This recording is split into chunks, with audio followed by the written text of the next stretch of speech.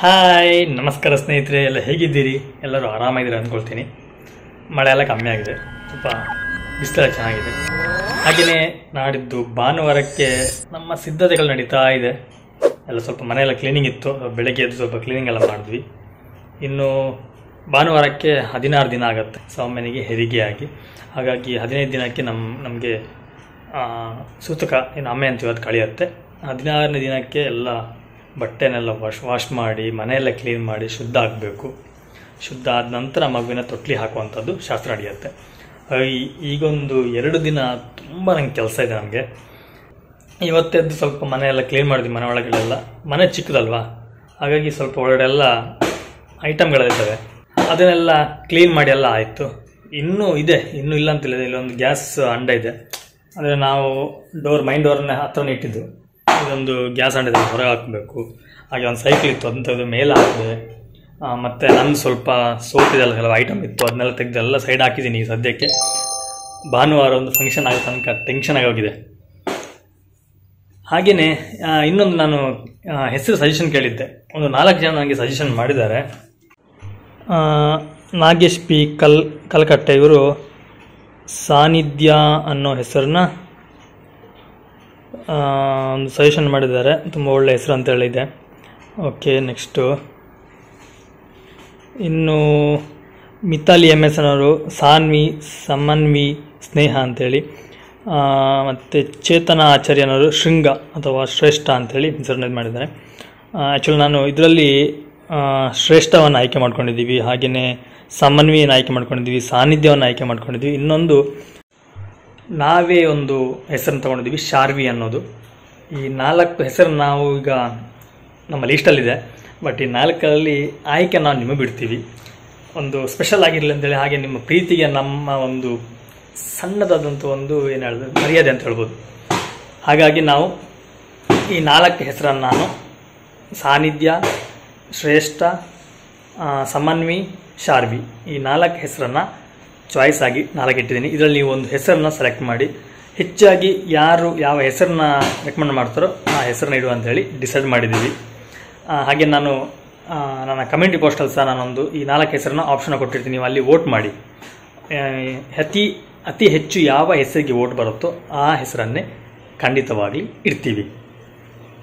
4 ಹೆಸರು ಗೊತ್ತಲ್ಲ, ಸಾನ್ನಿಧ್ಯ, ಶಾರ್ವಿ, ಶ್ರೇಷ್ಠ, ಸಮನ್ವಿ. ಈ 4 ಹೆಸರಿಗೆ ನೀವು ನಮಗೆ ವೋಟ್ ಮಾಡಿ.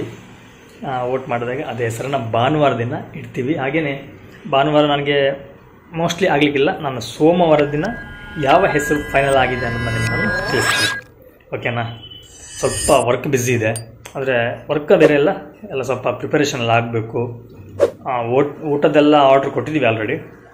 ಊಟದ ವ್ಯವಸ್ಥೆಗೆ ಸೌಮ್ಯನ ಫ್ರೆಂಡ್ ಇದೆಲ್ಲ ಶ್ವೇತಾ ಅಂತೇಳಿ, ಕೆಲವು ವೀಡಿಯೋ ಇದ್ದಲ್ಲ, ಅವಳು ಸ್ವಲ್ಪ ಸಪೋರ್ಟ್ ಮಾಡಿದ್ಲು. ಅಲ್ಲಿ ಅವರಿಗೆಲ್ಲ ಆರ್ಡ್ರೆಲ್ಲ ಅವಳು ಕೊಟ್ಟಳು. ಹಾಗಾಗಿ ನಮಗೆ ಆ ಕಷ್ಟ ಸ್ವಲ್ಪ ಕಮ್ಮಿ ಅನಿಸ್ತು. ಬೇರೆ ಎಲ್ಲ ವ್ಯವಸ್ಥೆ ಇದೆ. ಹಾಗೆಯೇ ಅವಳು ಚೇರ್ನ ವ್ಯವಸ್ಥೆ ಸಹ ಅವಳೇ ಮಾಡಿದ್ಲು.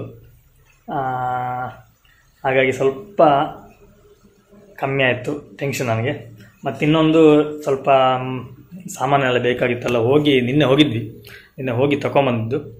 ನಾನು ಹೋದೆ, ಮಗುವಿಗೆ ಬಟ್ಟೆ ತೆಗಿಬೇಕಾಗಿತ್ತು.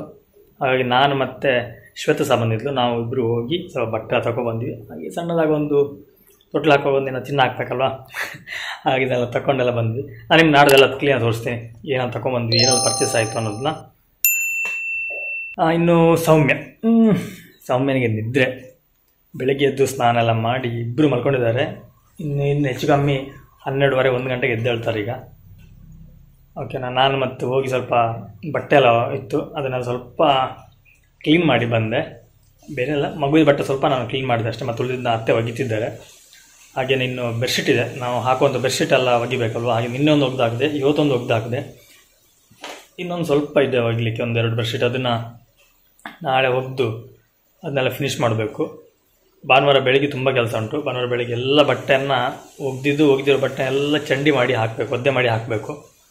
ಅದೊಂದು ಸಹ ಕೆಲಸ ಇದೆ. ಅದಾದ ನಂತರ ತೀರ್ಥ ಎಲ್ಲ ಹಾಕಿ ಶುದ್ಧಾಚಾರ ಮಾಡಿ ನಂತರ ತೊಟ್ಲಿಗೆ ಹಾಕುವಂಥ ಶಾಸ್ತ್ರ.